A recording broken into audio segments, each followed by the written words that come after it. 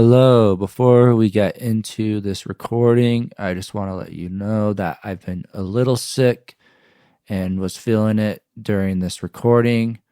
So if I sound a little out of breath, that is why. But we have many chapters to get through in this series, so I just need to record these no matter what. So enjoy, and sorry for the delay. Hello, and welcome back to Gardens of the Moon, Abridged.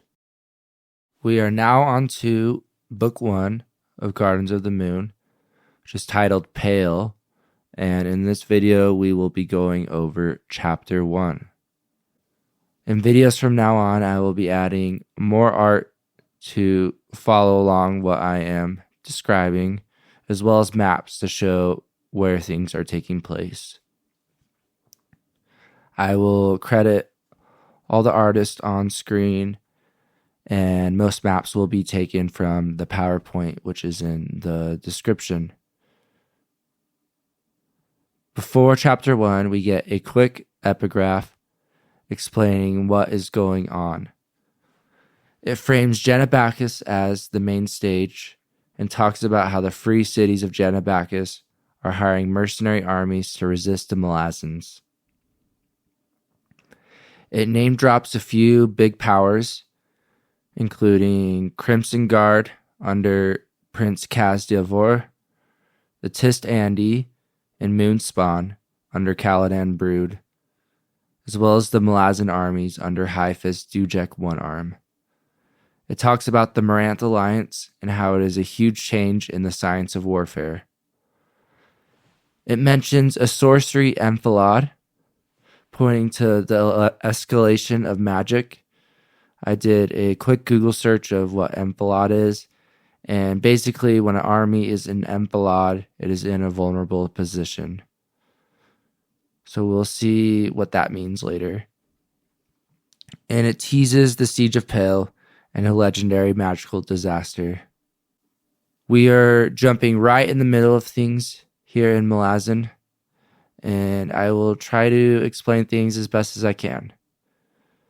Chapter 1 begins with a timestamp telling us we are in the 1161st year of burned sleep, the 103rd year of the Malazan Empire, and the 7th year of Empress Lacine's rule.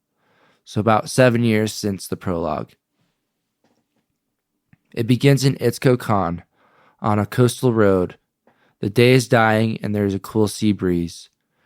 We meet a fisher girl who is starry-eyed watching the soldiers ride past.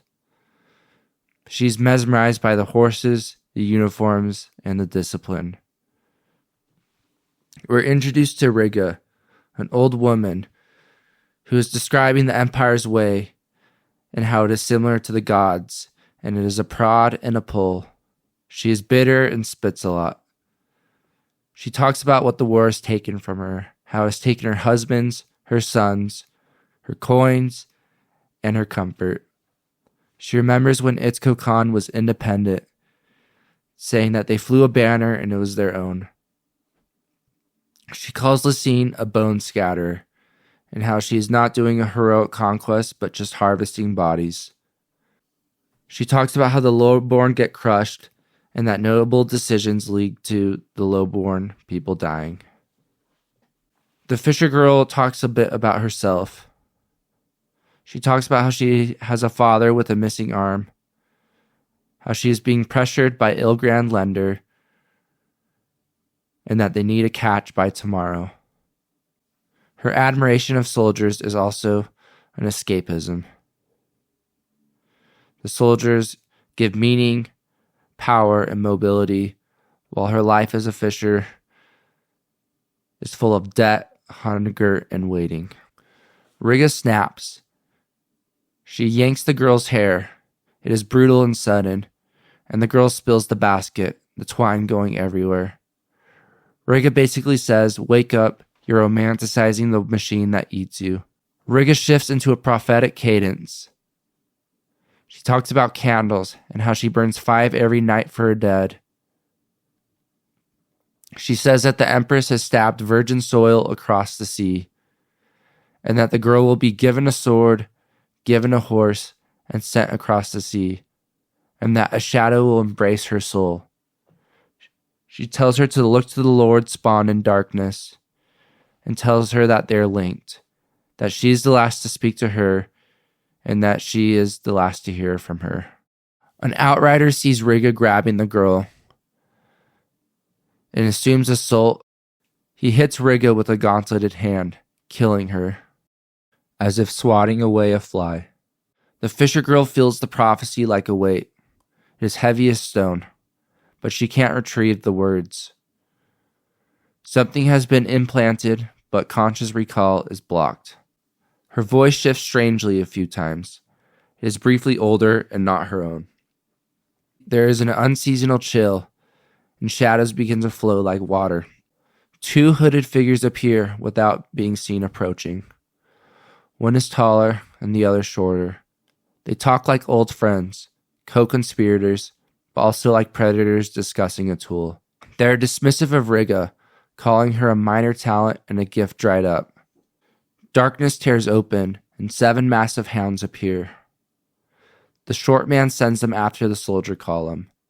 You hear horses screaming in the distance. They call each other by name, Cotillion and Almanas. The girl hears them, and now she's a liability.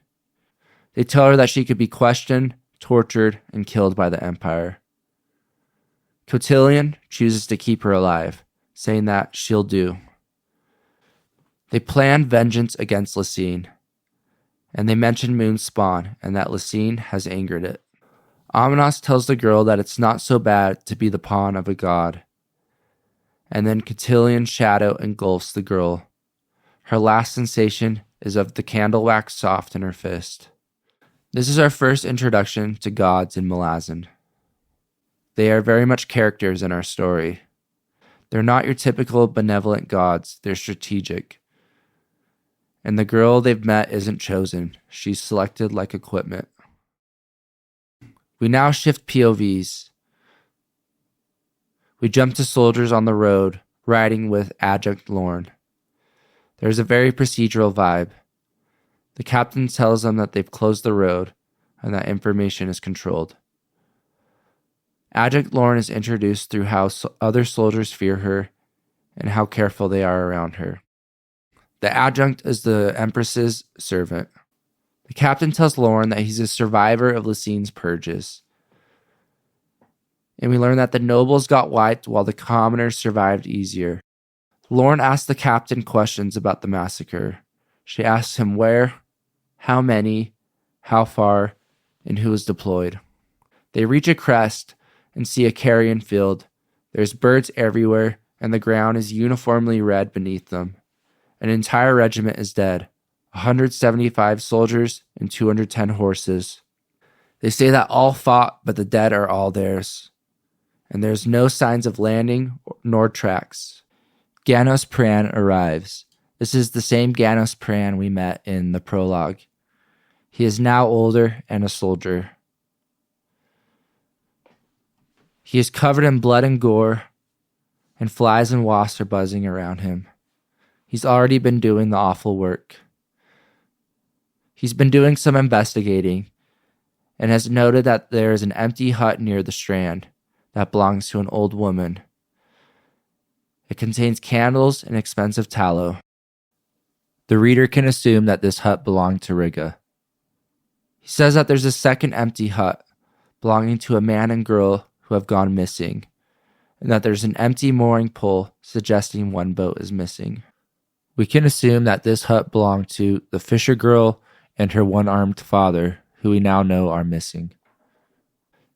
They wonder what's killed them. Pran's read is that they were natural weapons, teeth, and that it was huge, leaving no tracks, no fur, or no evidence. The captain had hoped it was wrong, but Pran confirms his suspicions. Lorne calls Pran young, to which Pran snaps. He talks about how he's been fighting birds for corpses and tells her that he's not young anymore and that the truth can't be danced around now. The kid from the prologue who wanted to be a hero is now seeing what being a soldier is like, finding birds for corpses. Lauren tells Pran that he won't be stationed in Unta as planned, and that he is now part of her staff. Pran pushes her for answers, and Lauren reveals her nature. She's not a mage, but someone who dislikes sorcery, and she can read patterns of magic and minds. She tells her theory about what has happened. She believes the massacre is a diversion, and that the real event was that a powerful sorcerer was here and wants them looking elsewhere. She says that the missing father and daughter matters more than the pile of bodies. She orders Pran to go to Garum to find names and descriptions, and to find the recruit list looking for the last 2 days for any women and or old men and rural recruits. Imagine hearing killing 400 people was a diversion and being told that with a straight face. But we know that she might be right. We now jump POVs to Staff Sergeant Aragan. The recruiting drive is blunt. If they have 2 arms, 2 legs, and a head, they take them. The Genabacchus campaign is described as a mess. Aragan clocks something wrong with the girl he sees. She's 12 to 13, but her eyes are old. The girl requests Genabacchus and to be under Dujek one arm. She says that her name is Sari. Aragan notices mud on her feet. The coloring of the mud is wrong. It hasn't rained. And we get a quiet what the hell moment. We now realize that the gods didn't just take this girl, but they planted her. And we learn that they've given her the name Sari. It's like a curse turned into an ID badge. We jump back to Pran, who is riding to Garum. He sees evidence of a panicked exodus, broken baskets, trampled vegetables, and torn bundles of clothes. There's no bodies outside. In the town, there's no movement, no dogs, and no birdsong. And a building shut tight. Inside the building, pigeons fill the room. All the soldiers are dead, faces blue and suffocated. Pran finds records destroyed, the papers rotted, oily, and falling apart. There's a thorough eliminating of the trail. Pran then meets Topper, a member of the Claw. Topper is green-cloaked, ring-covered, and too smooth. He offers wine and food like it's a picnic. He claims partial Tist Andy blood and casually brags about wiping out Unta's old royal line. Topper opens up a warren, and a portal opens up. This is our first look at a warren and how magic is conducted in Malazan. They enter the Imperial Warren. It is described as ash, ochre sky, and gritty metallic air. Topper explains the point. Distance means nothing, and the provinces aren't safe from Lacine's reach. Pran notices danger in the warren. Disturbed banks, strange trails, chain links like coins, and stains. Even the safe Imperial Road has predators. And we see how the Imperial Warren is the Empire's highway built through reality. They reach an archway with the Imperial sigil and enter. Pran comes out into a massive chamber, gold ceiling, tapestries, guards, and a bone throne. On the throne sits Lacine, plain, unadorned, and terrifying. Lacine's tone is dry, amused, and in control. She references Mock's hold 7 years ago, confirming she remembers Ganos Pran from the prologue. We go to Lorne's chamber, and they give Lorne a debrief. Pran reports Garum. He says that the trail is obscured, there's necromantic birds, and no leads. Lorne insists that the trail must be followed slowly, and that Pran will be central, and vengeance will come in time.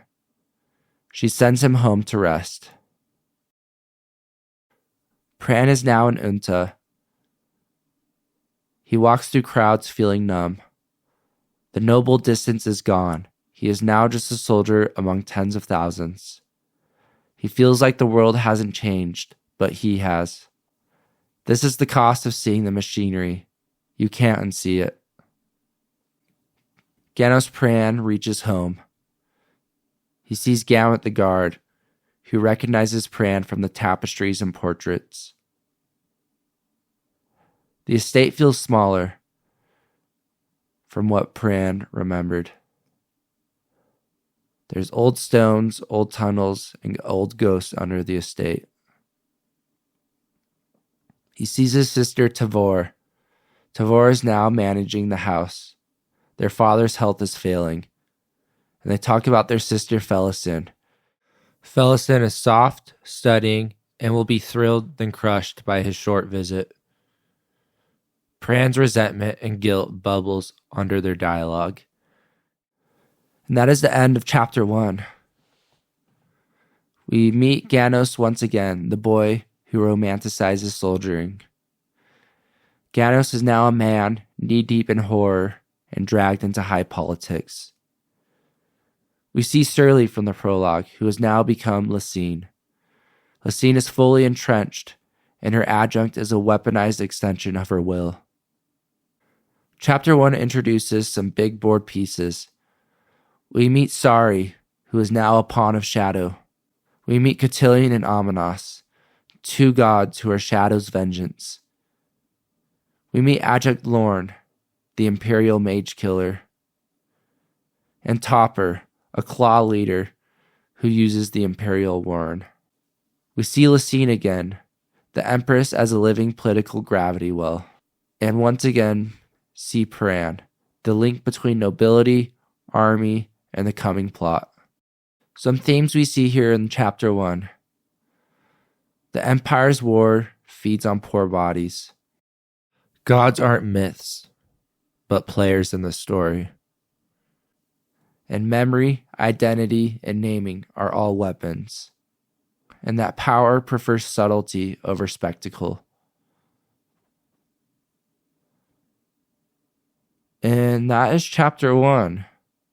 I wasn't able to get as in-depth as the prologue just because the length of the chapter, but I tried to go over as many things as possible. And once again, if you have any questions or thoughts, leave them in the comments. And thanks for listening.